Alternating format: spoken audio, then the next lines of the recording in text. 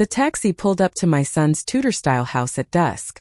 Rain had just begun to fall as I spotted my luggage piled unceremoniously on the sidewalk. Confusion turned to shock as I approached and found a handwritten note attached to my largest suitcase. "If you want to stay here, we have the garage.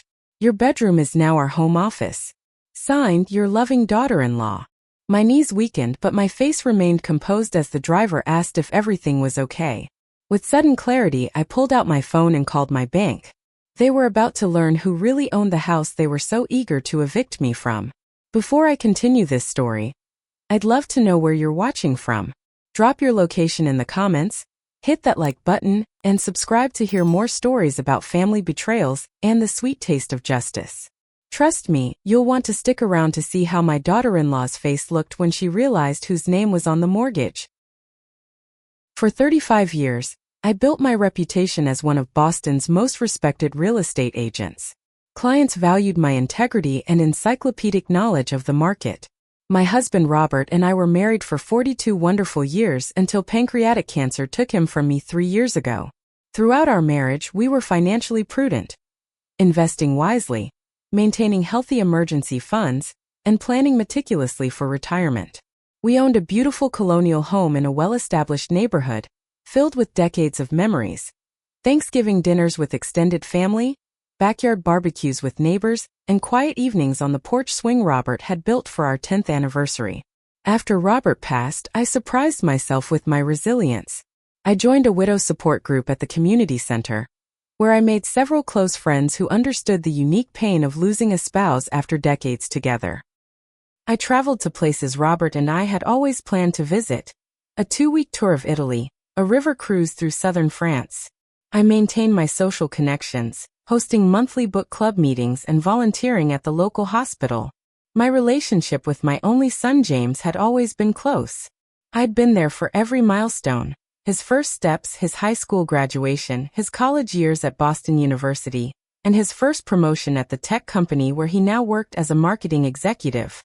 We maintained our Sunday dinner tradition, either at my home or at a favorite local restaurant, and he called regularly to check in. James was thoughtful that way, so much like his father. 5 years ago, James met Veronica at a company event. She worked in the finance department, and according to James, they connected instantly over their shared love of travel and ambitious career goals. Their romance progressed at whirlwind speed, with an engagement following just 6 months after they started dating. When James brought Veronica to meet me, my initial impression was cautiously positive. She was undeniably attractive, tall, perfectly styled dark hair, immaculate makeup, and clearly intelligent. She spoke confidently about her career aspirations and seemed to make James happy. Yet there was something I couldn't quite place. A subtle coldness in her eyes when she thought no one was looking, a dismissive tone when addressing waitstaff at the restaurant. The wedding was an elaborate affair that I later learned had stretched James's finances considerably. Veronica had insisted on an exclusive venue overlooking the harbor, custom-designed gown, and premium open bar for their 200 guests. James had hoped for something more intimate, but I watched him defer to Veronica's vision, a pattern that would become increasingly familiar. Early warning signs of Veronica's true nature emerged during their first year of marriage. Casual comments about upgrading their lifestyle peppered her conversation. She dismissed James's suggestions about weekend getaways to New Hampshire as quaint but provincial, pushing instead for trips to exclusive resorts they clearly couldn't afford. Despite these concerns, I continued making efforts to bond with my daughter-in-law, inviting her for lunch, asking about her family and interests, bringing thoughtful gifts when visiting. Veronica maintained a polite facade but kept me firmly at arm's length. About 18 months into their marriage, James began confiding in me about their housing struggles. They had been searching for a home in one of Boston's most upscale neighborhoods for nearly a year, repeatedly outbid in the competitive market. Their current apartment, though modern and well located, had become a source of constant complaint for Veronica, who found it embarrassingly small when hosting friends from her growing social circle. James looked increasingly stressed during our Sunday dinners, dark circles under his eyes as he described Veronica's mounting resentment. After considerable thought, I made a decision that seemed perfectly logical at the time. My colonial house, while beloved, felt unnecessarily large for just me. The real estate market was booming, and selling would provide substantial profit from decades of appreciation. I proposed a solution to James over coffee one Sunday. I would sell my home and use the proceeds to help them purchase the house Veronica wanted. I would provide a significant down payment and co-sign the mortgage, with the understanding that I would live with them for 2 to 3 years while looking for a suitable condo for myself. James's eyes had filled with tears of gratitude. "Mom, I don't know what to say. This is incredibly generous. Are you sure?" "I'm sure," I had replied, patting his hand. "Family helps family. Your father would have wanted this." When James presented the plan to Veronica, her initial enthusiasm surprised me. "This is perfect, Martha," she had exclaimed, embracing me with uncharacteristic warmth. "We'll have so much fun setting up the new place together. And you'll have your own space, of course. The bedroom suite on the main floor has its own bathroom. It'll be like having your own apartment." How naive I was to believe her enthusiasm was genuine. How foolish to trust that a verbal agreement among family would be honored. But hindsight, as they say, is 20/20. After 2 months of house hunting with my professional expertise guiding them, we found the perfect property, a stately Tudor-style home in Veronica's coveted neighborhood. The 4-bedroom house featured gorgeous hardwood floors, a gourmet kitchen, and a landscaped backyard with mature oak trees.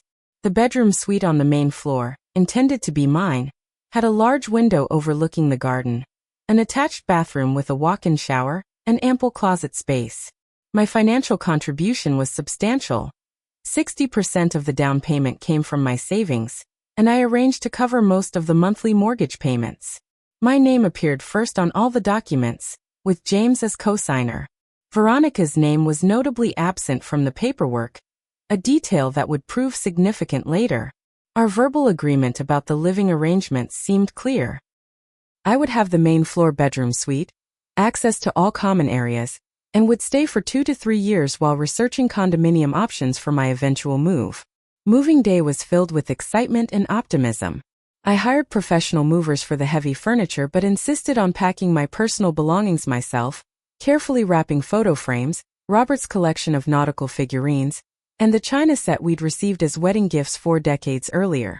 I donated many items to charity, sold others, and put the most precious heirlooms in climate-controlled storage until I found my permanent new home. Once settled, I established careful routines designed to be helpful without being intrusive. I cooked family meals 3 times a week, preparing the comfort foods James had loved growing up: beef stew with homemade rolls, chicken pot pie with flaky crust, lasagna with my secret recipe sauce. I helped with light housework, dusting the living room, watering the indoor plants, folding laundry when I ran a load with my own clothes.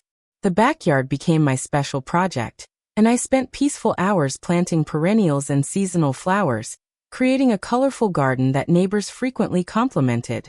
Our first months together included pleasant family dinners and occasional movie nights in the spacious living room. James seemed more relaxed than he had in years. The financial pressure of the Boston housing market temporarily lifted from his shoulders. I was conscientious about giving the young couple their privacy, developing a routine of visiting my widow group friends on Tuesday afternoons, attending community center events on Thursdays, and using weekends to explore neighborhoods where I might eventually purchase a condo. James showed clear appreciation for my contributions, frequently thanking me for meals and commenting on how much he enjoyed having family close by again. Veronica maintained polite inclusion, occasionally inviting me to join when her friends came over for wine and charcuterie evenings, and sometimes consulting me on decorating decisions, acknowledging my excellent taste.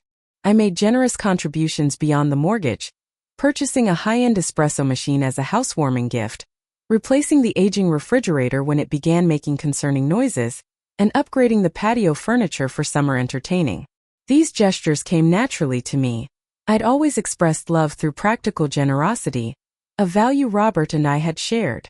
Our first Thanksgiving in the new house seemed to represent everything I'd hoped for in this arrangement. I spent 2 days preparing a traditional feast turkey with cornbread stuffing, cranberry sauce from scratch, 5 different vegetable sides, and 3 types of pie.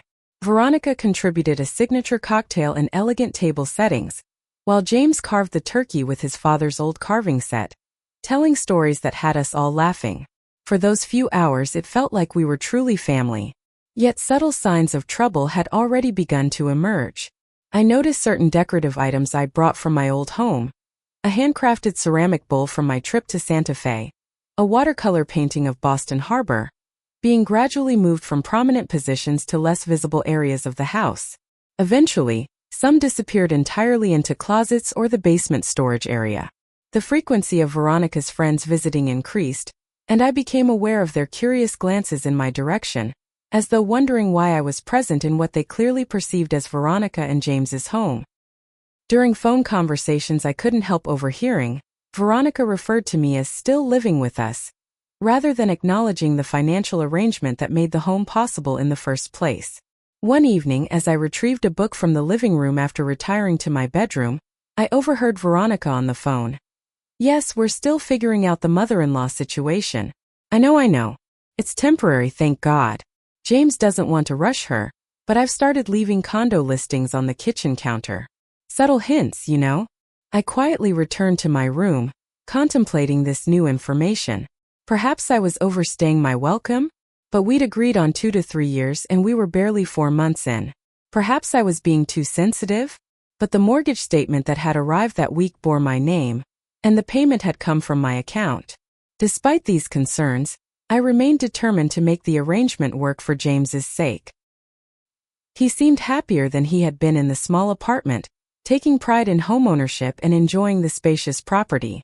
If enduring Veronica's subtle discourtesies was the price for my son's happiness, I would gladly pay it. Or so I thought at the time, before understanding just how high that price would eventually become. By the 6-month mark, Veronica's behavior changed from subtle hints to unmistakable signals that my presence was unwelcome. Comments about "when Martha finds her own place" peppered her conversation, often directed at James but clearly meant for my ears. "Once we have the house to ourselves" became her favorite phrase when discussing future plans.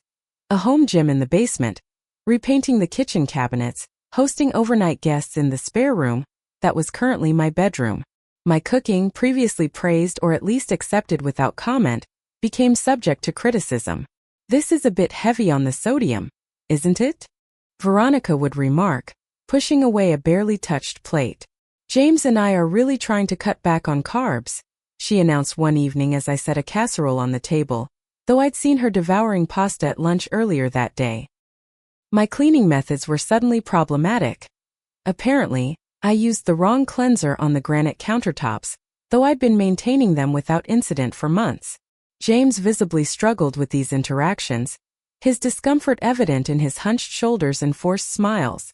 "Veronica's just particular about certain things," he explained weakly after one tense dinner, when she had criticized both my cooking and my outdated place settings in the span of 20 minutes. When I gently pointed out that the outdated dishes were actually the set we had chosen together at a local boutique just 2 months prior, he changed the subject entirely, unable or unwilling to acknowledge the contradiction. On multiple occasions, I overheard Veronica complaining to friends about living with the mother-in-law, and how it was cramping their style.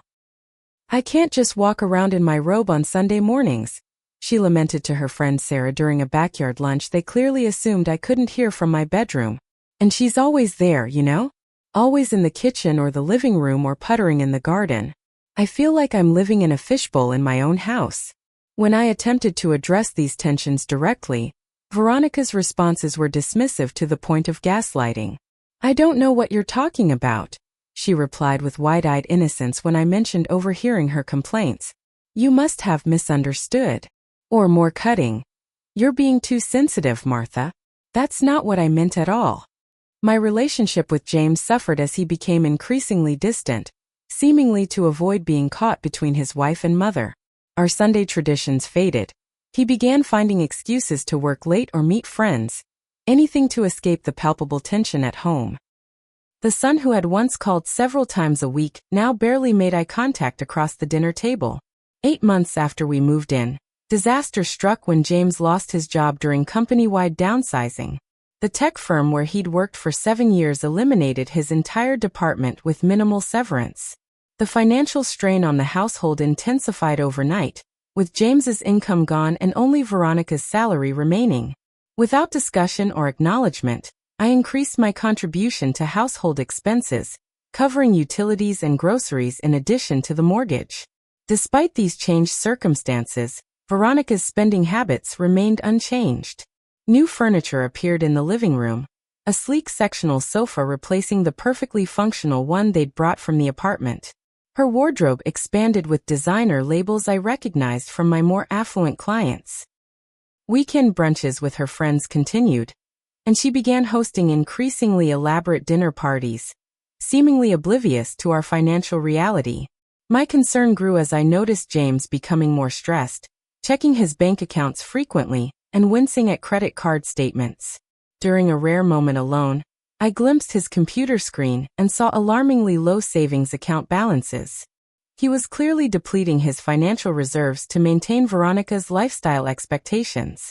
The situation came to a head during a dinner where Veronica complained about the house being too small for entertaining her work colleagues properly.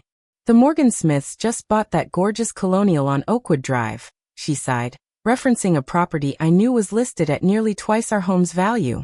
"We should really think about upgrading in the next year or so. This place was a good starter home, but..." I couldn't contain my surprise. "Upgrading? Veronica, James is still looking for work, and this house is less than a year old to us." Her eyes narrowed. "We need to think aspirationally, Martha. James has several promising leads, and my promotion is practically guaranteed." Later that week, I attempted to have a private conversation with James about finances, gently suggesting that some lifestyle adjustments might be prudent until his employment situation stabilized. Veronica walked in mid-conversation, immediately misinterpreting, or perhaps deliberately misconstruing my concerns. "Are you criticizing how we spend our money?" she demanded, hands on hips. "Just because you're contributing doesn't give you the right to monitor our expenses." "That's not what I meant," I began, but she cut me off. "I know exactly what you meant. You've been judging us since day one. Just because your name is on some paperwork doesn't make this your house." James stood silent, eyes fixed on the floor, saying nothing to defend me or clarify the truth of our arrangement. His silence hurt more than Veronica's words.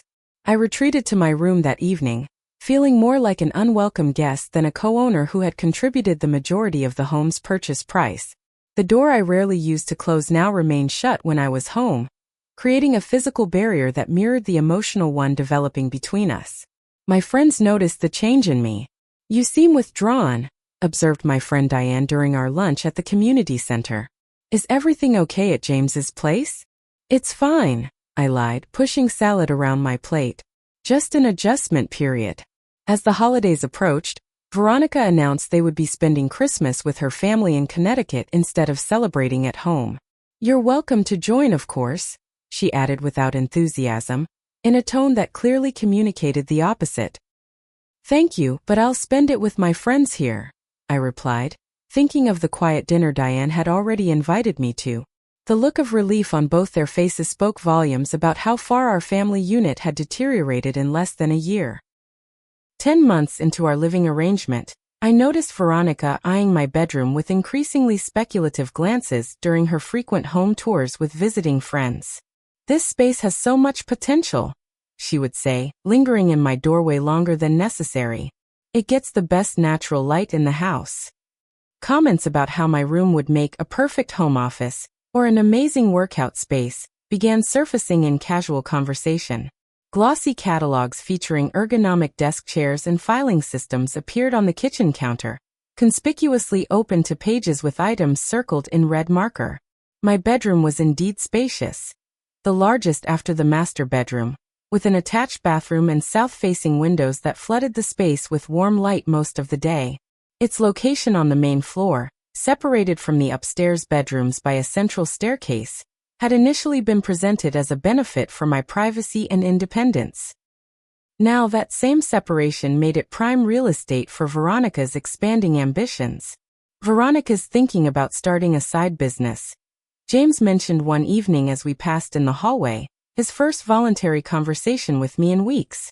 She's been considering consulting work that would require dedicated office space. "I see," I replied carefully. "I thought we agreed this room would be mine during my stay here." Well, yes, but... He faltered, clearly uncomfortable. It's just that temporary arrangements sometimes need to be flexible.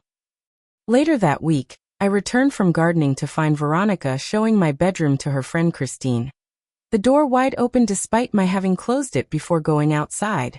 The built-in bookshelves would be perfect for my reference materials, she was saying, gesturing to the shelves currently holding my books and framed photographs. And that alcove would fit a daybed for clients who want to rest during longer sessions. Excuse me, I said from the doorway, startling them both. I didn't realize my bedroom was part of today's house tour. Oh, Martha. Veronica's laugh held no warmth. We were just brainstorming. Christine's an interior designer. She's giving me ideas for when... Well, eventually. My anxiety about my position in the household increased exponentially. I accelerated my search for a condominium, scrolling through listings every evening. Though the timing was financially problematic, the housing market remained competitive, and the options in my price range were limited, especially if I wanted to stay in the Boston area near friends and familiar healthcare providers. James's continued unemployment created additional strain. After 3 months without success finding a comparable position, he began taking contract marketing work that paid significantly less than his previous salary. The financial pressure showed in his face, new worry lines creasing his forehead, his former easy smile rarely making an appearance. One evening I overheard an argument between James and Veronica about money, their raised voices carrying through the heating vents between my bathroom and their master suite. You need to ask her, Veronica insisted. She's sitting on a pile of cash from selling her house, and we're struggling. I can't just ask my mother for more money, James responded, sounding exhausted. She's already paying the mortgage and utilities. She sold her home to help us. Well, what good is helping us if we still can't afford to live the way we want? Either she contributes more, or she needs to move out so we can rent that room on Airbnb. We could make at least $2,000 a month. I moved away from the vent, stomach churning at the callous calculation in Veronica's voice. The house they couldn't afford to live in was primarily funded by me, yet somehow I had become a financial burden rather than the benefactor I actually was. Common areas of the house became increasingly uncomfortable for me. In the kitchen, Veronica would sigh dramatically if I was preparing food when she wanted to use the space. In the living room, she would pointedly adjust the volume on the television or switch channels if I was already watching something. The message was clear. These were not shared spaces but hers, where my presence was barely tolerated. Most disturbing was Veronica's growing invasion of my personal space. She began accidentally using my bathroom, claiming the upstairs one had plumbing issues that never seemed to require an actual plumber's visit. Items from my room, a favorite scarf, a framed photo of Robert, would mysteriously appear in other parts of the house, with Veronica insisting she'd found them in the living room, though I never left personal belongings in common areas. My longtime friend Barbara, a retired attorney, expressed serious concerns when I confided in her during our monthly lunch. Martha, what you're describing is a textbook case of someone trying to edge you out, she said, her legal mind immediately identifying the pattern. The problem is that verbal agreements are difficult to enforce, even between family members. Do you have anything in writing about your living arrangement? Just emails discussing the general idea, I admitted. We never formalized anything because, well, he's my son. Barbara's expression was sympathetic but serious. I strongly suggest you document everything from now on. Keep records of all your financial contributions, take photos of your room and belongings, save any text messages or emails that reference your living situation. If things continue to deteriorate, you'll need evidence of your agreement. I nodded but felt reluctant to take such protective measures against my own family. Creating a paper trail seemed like an admission that our relationship had broken beyond repair, and I wasn't ready to accept that reality. Amid this growing tension, my sister Grace called from Florida with an unexpected proposition. Why don't you come visit for a couple of weeks? My guest room is empty, the weather is beautiful, and you sound like you could use a break from everything. The invitation was tempting. 2 weeks away from the daily strain of navigating Veronica's hostility and James's avoidance might provide perspective, and perhaps absence would indeed make their hearts grow fonder. When I mentioned the invitation at dinner, James's relief was palpable. "That sounds perfect, Mom," he said, the most enthusiasm he'd shown toward me in months. "You haven't had a proper vacation since Dad died. You deserve some sister time." Even Veronica seemed unexpectedly supportive of the plan. "What a wonderful idea. You work so hard around here. You definitely deserve a break." Her sudden warmth triggered warning bells, but I dismissed them as paranoia born from our difficult relationship.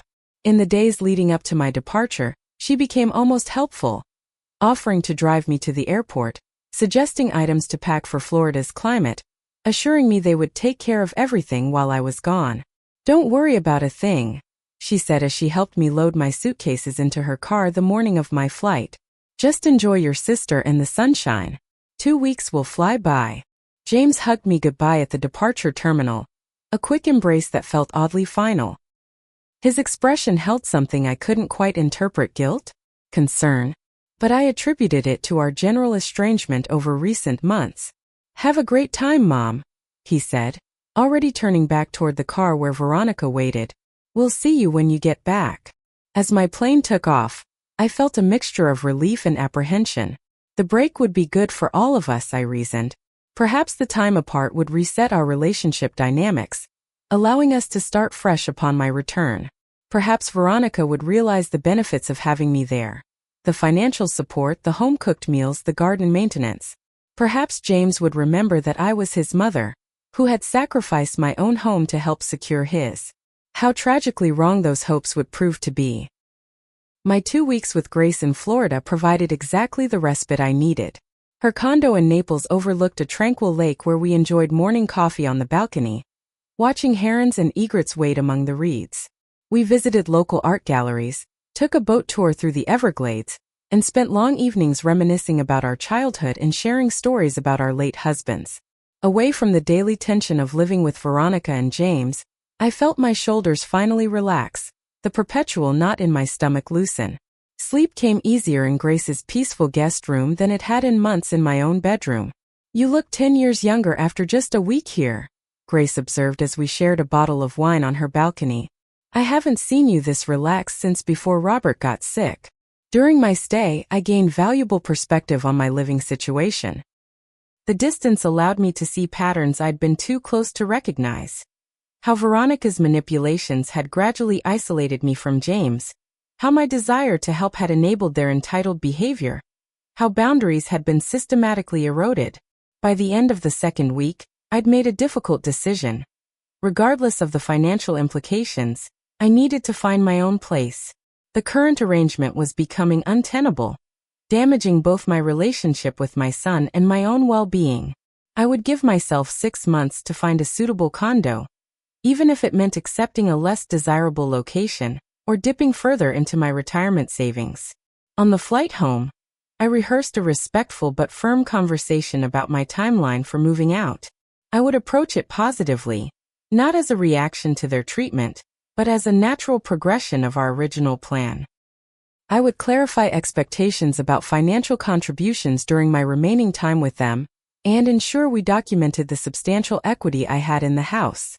The taxi from the airport traveled through familiar neighborhoods as dusk descended over Boston.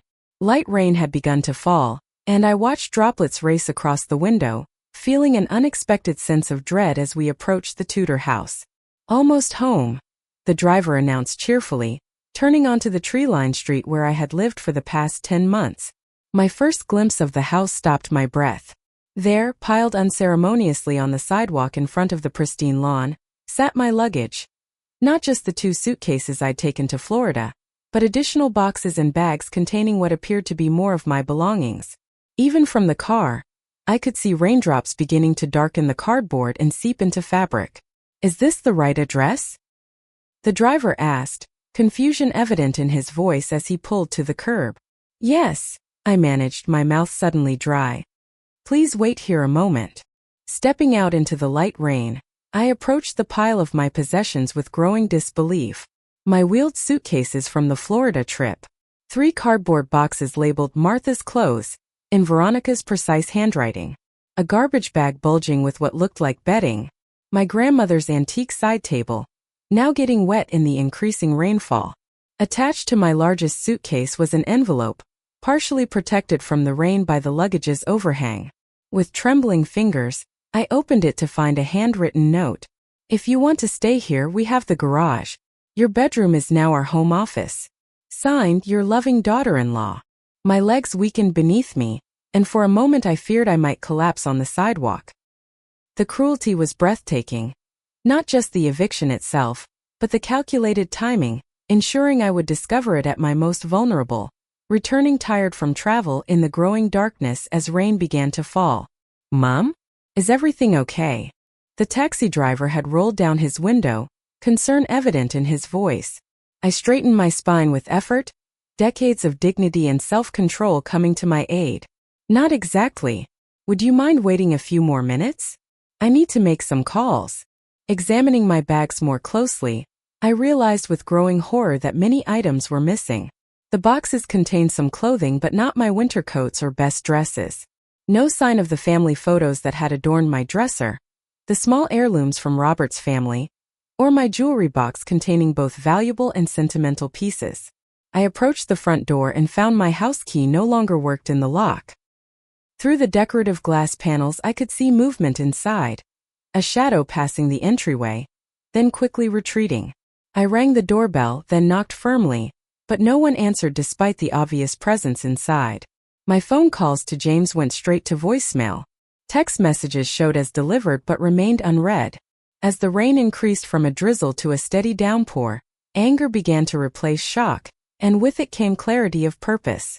I remembered Barbara's warning about documenting everything and her insistence that my financial contribution to the house establish certain rights regardless of verbal agreements. Most importantly, I recalled a crucial fact. My name was first on the mortgage. I was the primary borrower with James as co-signer. Veronica's name appeared nowhere on the legal documents. Standing in the rain beside my rain-soaked belongings, I called my bank. After verifying my identity, I spoke with a representative who confirmed what I already knew. I was still the primary mortgage holder, and all payments for the past 10 months had come from my account. "Mrs. Wilson, is there a problem with the property?" the representative asked, clearly concerned by my questions. "You could say that," I replied, watching water drip from the edge of my suitcase. "I've been locked out of my own home." The representative's shock was evident even through the phone. "Ma'am, as the primary on the mortgage, you have legal rights to the property. This sounds like a matter that requires immediate legal attention." My next call was to Barbara, who answered on the second ring. After a brief explanation of my situation, her outrage boiled through the phone. "Stay exactly where you are," she commanded. "I'm coming to get you right now. Take photos of everything, the luggage on the sidewalk, the note, any evidence of your locked-out status. We're calling Michael first thing tomorrow morning." Michael Chun was her former colleague, now one of Boston's most respected estate attorneys. As I stood documenting the scene with my phone camera, a neighbor I had befriended during my gardening sessions emerged from her house across the street. Elaine Townsend, a retired school principal in her 70s, hurried over with an umbrella. "Martha, what on earth is happening? Are those your things?" Briefly, I explained the situation, trying to maintain composure despite the humiliation of having my family drama on public display. Elaine's expression transformed from concern to indignation. "This is absolutely unconscionable. You're coming to my house right now while you sort this out. Frank and I have a perfectly comfortable guest room, and you're not spending 1 minute longer in this rain." With Elaine's help, we moved my soaking luggage to her covered porch. I paid the patient taxi driver generously for his wait time, then turned for one last look at the house I had financially secured for my son and daughter-in-law, the house I was now being denied access to. Through a gap in the living room curtains, I caught a glimpse of Veronica's face quickly retreating. She had been watching all along, making it clear that this was not a misunderstanding but a deliberate act of cruelty. Standing in the rain on a neighbor's porch, surrounded by hastily packed belongings, I felt the full weight of betrayal. This had been planned, the timing of my trip, Veronica's sudden helpfulness, James's guilty expression at the airport. They had waited until I was literally en route home to execute their plan, ensuring I would have no opportunity to make alternate arrangements in advance. As Elaine ushered me into her warm home, I made a silent promise to myself. This betrayal would not stand. My generosity had been exploited for the last time. Now they would learn exactly whose name was on the deed to the house they so casually claimed as exclusively their own. I woke in Elaine's guest room the following morning, momentarily disoriented by the unfamiliar surroundings. For a fleeting second, I wondered if I had dreamed the previous evening's events, but the sight of my rain-damaged luggage in the corner brought the crushing reality back in full force. Elaine had already prepared breakfast coffee, toast, and scrambled eggs waiting on the small table in her sunny kitchen. "I hope you slept a little," she said, squeezing my shoulder as she refilled my coffee cup. "Frank's already called our son, who's a contractor. He says changing locks without permission when your name is on the deed is completely illegal." Despite my emotional devastation, I approached the situation with the methodical precision that had served me well throughout my career in real estate. By 8 o'clock, I had called Michael Chun, Barbara's recommended attorney, and secured a 9:30 appointment at his downtown office. "This is unconscionable," Michael stated after I explained the situation, his normally composed professional demeanor giving way to genuine outrage. "Especially given your financial contribution to the property." Together, we reviewed the documentation I thankfully had stored in my cloud account. The large down payment transfer, mortgage payment records for the past 10 months, and email exchanges with James discussing our living arrangement. "What you've described establishes what we call a constructive trust," Michael explained. "Even without a formal written agreement, your financial contribution with the clear expectation of residing in the home establishes certain rights. The fact that your name is on the mortgage as primary borrower strengthens your position considerably." Despite Michael's confidence in our legal standing, I expressed a desire to attempt reconciliation before pursuing formal legal action. "I understand your reluctance," he said gently. "He's your son. But I want you to be prepared for the possibility that they've already consulted an attorney of their own, or will once they realize you're not simply accepting their actions." I drafted a carefully worded text to James. "I was shocked and hurt by what happened yesterday. I believe there must be a misunderstanding about our arrangement. Can we meet to discuss this reasonably? I'm staying with Elaine for now." His response came hours later, clearly influenced by Veronica. "Mom, we think it's best if we all give each other space for a while. We can discuss arrangements for your remaining things next week." The dismissive tone confirmed what Michael had warned. This was not a misunderstanding but a calculated strategy. With growing resolve, I implemented the plan we had developed. My first stop was my bank, where I met with the manager who had handled my accounts for years. With her help, I gathered complete documentation of all financial transactions related to the house. The down payment from the sale of my home, the ongoing mortgage payments, and additional contributions to household expenses. "This is outrageous, Martha," she said, reviewing the records. "I'd suggest immediately stopping any automatic mortgage payments until this situation is resolved. We don't want them benefiting from your financial support while denying you access to the property." My next call was to the mortgage company, where I explained the situation to an increasingly alarmed representative. She confirmed that as the primary name on the loan, with James as co-signer, I had certain rights that were clearly being violated. "We'll flag the account," she assured me. "Any attempts to make changes to the loan or payment arrangements without your authorization will be denied." At Michael's suggestion, I visited a locksmith to get documentation that the locks had been changed without my knowledge or consent. Though the locksmith couldn't legally change them back without a court order, his written statement about the unauthorized lock change would support our case.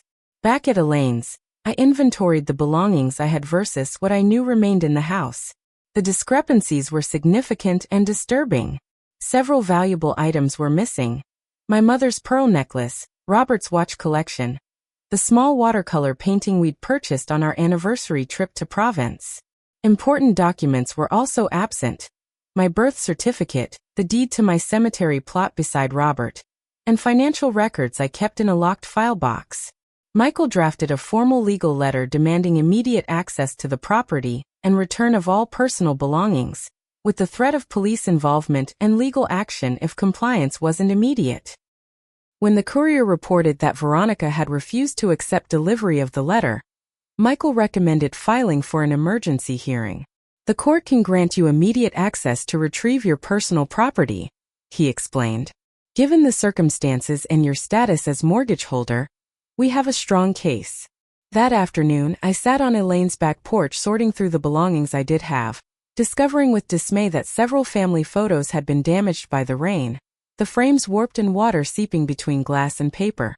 The deliberate cruelty of exposing irreplaceable mementos to the elements broke something in me that had been holding strong. On Michael's recommendation, I scheduled an appointment with Dr. Levine, the therapist I had seen after Robert's death. In her peaceful office the following day, I struggled to articulate the depth of my hurt. It's not just the financial aspect, though that's significant, I explained, twisting a tissue between my fingers. It's that my own son would allow this to happen. He stood by while Veronica treated me like an unwanted houseguest rather than the person who made their home possible. Dr. Levine's response was gentle but direct. Martha, your desire to help James has enabled Veronica's manipulative behavior. Your generosity was admirable, but it created a situation where boundaries became blurred. Now, establishing clear legal and personal boundaries isn't just important for your financial protection. It's essential for your emotional health. That evening, I called Grace to update her on the situation. Her initial shock gave way to protective fury. I'm booking a flight right now, she insisted. You shouldn't be going through this alone. For the first time since finding my belongings on the sidewalk, I felt tears spring to my eyes. Thank you. I could really use the support right now. After much reflection and consultation with both Michael and Dr. Levine, I made the difficult decision to pursue all available legal remedies, including potentially forcing the sale of the house to recover my investment. The emotional cost of dragging family matters into court was high, but the alternative, allowing such flagrant disrespect and financial exploitation to continue, was ultimately more damaging. Michael arranged for a process server to deliver legal documents to James at his workplace, ensuring receipt of the court filings even if Veronica continued refusing deliveries at home. Making our private conflict a matter of public legal record was painful but necessary. I spent hours retrieving emails, text messages, and photos documenting my life in the house, establishing proof of my residency and our verbal agreements. Each piece of evidence reinforced the betrayal, but also strengthened my resolve. 1 week after my eviction, I sat in Michael's office signing legal documents with a steady hand. My grief had hardened into determination. The path forward was clear. I would fight for what was rightfully mine. Not just the financial investment in the property, but the respect and basic dignity I deserved as both a co-owner and a mother. These will be filed with the court today, Michael said as I signed the last page. The emergency hearing for property access is scheduled for Monday. Are you prepared for that? I met his gaze with newfound steel in mine. Absolutely. I've been accommodating and generous to a fault. That ends now. 3 days after filing legal documents, I received an unexpected text from James asking to meet alone at a coffee shop halfway between Elaine's house and our home. After consulting with Michael, who advised caution and suggested I record the conversation, legal in Massachusetts with one-party consent, I agreed to the meeting. The small cafe was quiet when I arrived, just a few patrons typing on laptops or reading newspapers.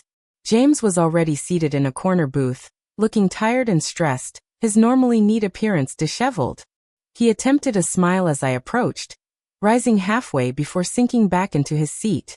"Mom, thanks for coming," he began, as though we were meeting for a casual catch-up rather than addressing his participation in my eviction. "How have you been?" "Let's not pretend this is a normal conversation, James," I replied calmly, setting my phone on the table with the recorder running. "I've been locked out of a house I primarily paid for, with my belongings thrown onto the sidewalk in the rain. How do you think I've been?" His discomfort was palpable as he shifted in his seat.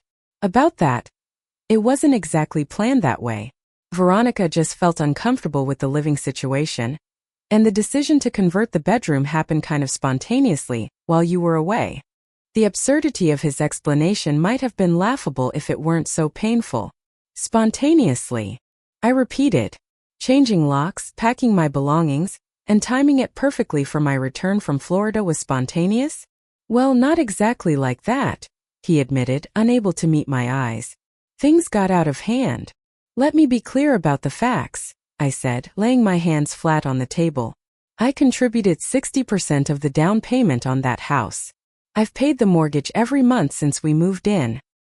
There was an explicit agreement that I would live there for 2 to 3 years while looking for my own place. None of those facts are in dispute, are they? James's discomfort intensified. No, but I've consulted with an attorney, I continued. I have documentation of everything, including emails discussing our arrangement and all financial records.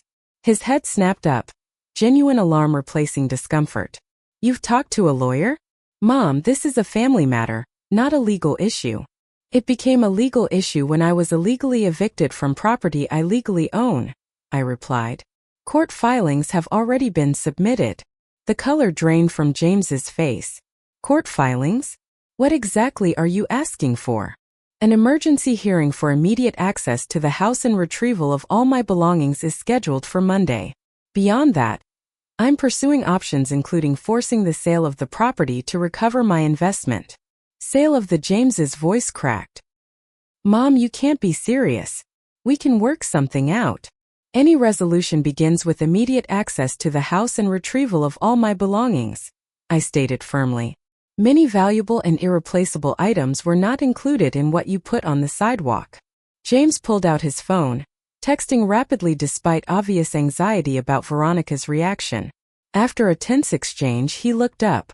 We can go to the house now. Veronica's there, but she'll cooperate. The drive to the Tudor house was silent, James gripping the steering wheel with white knuckles. As we pulled into the driveway, I saw Veronica's figure silhouetted in the front window before quickly retreating. She was waiting when we entered, arms crossed and expression coldly furious. The living room I had helped furnish now felt alien, with my contributions a landscape painting, handcrafted throw pillows noticeably absent. James says you're threatening to sue us, Veronica began without preamble. I'm exercising my legal rights as co-owner of this property, I corrected, maintaining the calm demeanor that had served me well in countless real estate negotiations. I'd like to see my former bedroom and collect my remaining belongings. The room that had been mine for 10 months was now in chaotic transition. My bed had been disassembled, the pieces leaning against one wall. A sleek desk occupied the center of the room, though boxes of my belongings still lined the perimeter. The closet door stood open, revealing a mixture of my clothes and office supplies. As you can see, we've been organizing your things, Veronica said, gesturing vaguely at the disarray. And where are my mother's pearl necklace, Robert's watches, and my important documents? I asked, noting their absence from the visible boxes. Everything was carefully packed, Veronica insisted, though her shifting gaze betrayed her. If anything's missing, it must have been in what we already put outside. Which you left in the rain, I reminded her, beginning to photograph the room and boxes with my phone. We didn't know it was going to rain, Veronica snapped, though the weather forecast had predicted it for days. James hovered uncomfortably in the doorway, witnessing but not participating. His passivity spoke volumes about the dynamic that had developed in their marriage. Let's address the financial situation, I said, turning to face them both. I've suspended mortgage payments until this is legally resolved. You've what? Veronica's composure cracked. You can't do that.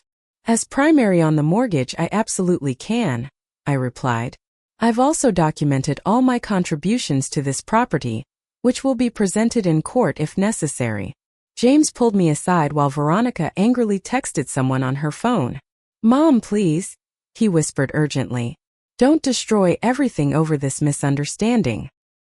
His characterization ignited something in me that had been building for months.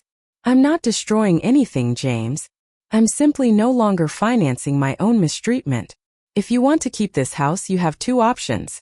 Buy out my share at current market value, or prepare for the court to order its sale and division of proceeds according to contribution. Elaine arrived shortly after, as we had arranged by text, to help transport my belongings. Veronica's hostility toward my friend, a woman she barely knew, revealed her character more fully. Who invited her? she hissed to James, not bothering to lower her voice. I did, I replied calmly. Elaine has kindly offered her home while this situation is resolved. The following 2 weeks unfolded in a blur of legal consultations and emotional processing.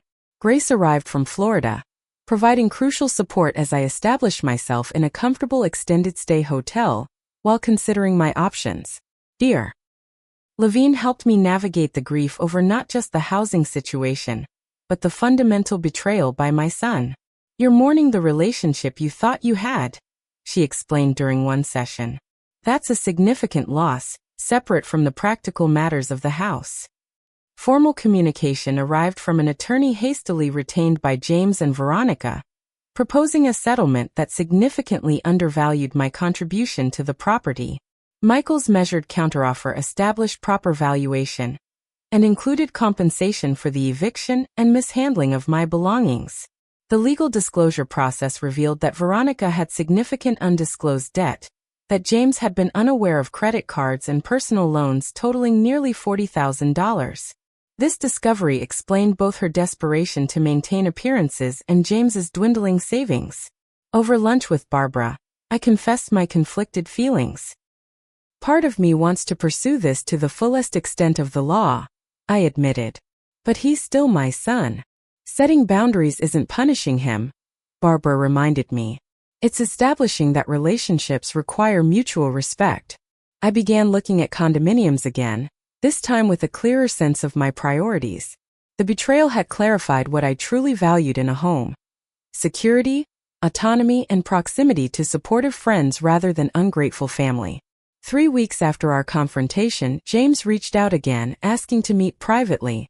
The difference in his demeanor was striking: humbled, genuinely contrite, without the defensive justifications that had characterized our previous meeting. I failed you completely, he said, tears in his eyes. I let Veronica manipulate the situation because it was easier than standing up to her. I convinced myself it was what you would have wanted, us having the house to ourselves rather than acknowledging how wrong it was. It wasn't just wrong, James. It was cruel, I responded, my tone compassionate but firm. The way it was done, the timing, the public humiliation, those were deliberate choices. I know, he whispered, looking down at his hands. The confrontation, it made me see things differently. We're in counseling now. I'm trying to understand how I became someone who would treat his own mother this way. I felt a complex mixture of emotions: relief that he recognized the gravity of his actions, caution about too easy forgiveness, hope that genuine change might be possible. I'm glad you're getting help. Rebuilding trust will take time and actions, not just words. James nodded, understanding the boundary I was establishing. Veronica and I have been discussing our options. We know we need to make this right financially. The final settlement agreement required James and Veronica to refinance the house, removing me from the mortgage and paying my full contribution plus reasonable damages. Signing the document brought mixed feelings: relief at the resolution, but profound sadness at the circumstances that made it necessary. With my financial settlement secured, I found a lovely 2-bedroom condominium in a community designed for active seniors. The ground floor unit featured a small private garden where I could continue my gardening hobby, and the community offered amenities including a pool, library, and social activities.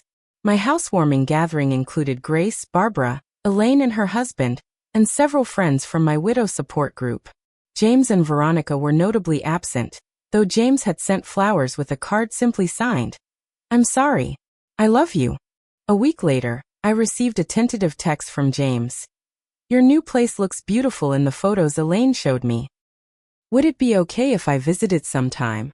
After consideration, I responded, "I'm having dinner at home next Thursday at 6:30. Just you." The dinner was difficult but healing. James took full responsibility without excuses, and shared his own journey of recognizing the unhealthy patterns in his relationship with Veronica. Their counseling had revealed dynamics: neither had fully acknowledged her materialistic values and status anxiety, his conflict avoidance and desire to please at any cost. "I'm not asking you to fix things with Veronica," he clarified. "That's not your responsibility. I just want you to know I'm working on myself, trying to understand how things went so wrong." I neither encouraged reconciliation nor pushed for separation. respecting James's need to make his own decisions while establishing my own boundaries. "I will always love you as my son," I told him as he prepared to leave. But I've learned that love without respect isn't enough for a healthy relationship. 6 months later, my new life had taken satisfying shape. I joined a gardening club that maintained the community's shared spaces, volunteered at a program helping other seniors navigate housing issues, and established routines that prioritized my well-being.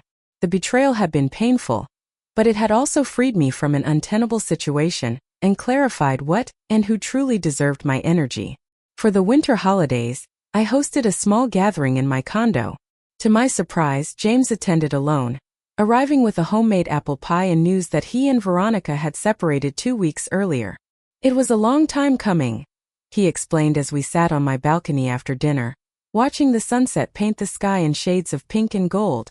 "The house is on the market. Too many bad memories and honestly too expensive without your support." Our relationship was healing gradually, one honest conversation at a time. The son I had known before Veronica's influence occasionally shone through, and while I remained cautious, I allowed myself to hope that our future relationship might be built on more solid ground. As James left that evening, he paused at the door. "You know what I realized recently? You're so much stronger than I ever gave you credit for. Dad would be proud of how you handled everything." After he departed, I returned to my balcony, watching the last traces of sunset fade into twilight. The condo was smaller than my old colonial home or the Tudor house I'd helped purchase, but it was entirely mine, a space where I was neither intruder nor unwelcome guest but the rightful owner of every square foot. More importantly, I was surrounded by people who genuinely valued my presence, who understood that respect was not a negotiable aspect of love, but its essential foundation. The journey had been painful, but sitting there in the growing darkness, I felt at peace for the first time in years. What would you have done in my situation? Have you ever had to stand up to family members who took advantage of your generosity? Share your thoughts in the comments below. If this story resonated with you, please hit that like button and subscribe for more real-life family drama stories. Remember, sometimes the strongest thing you can do is set boundaries with those you love. Thank you for listening to my story, and may you always find the courage to value yourself as much as you value others.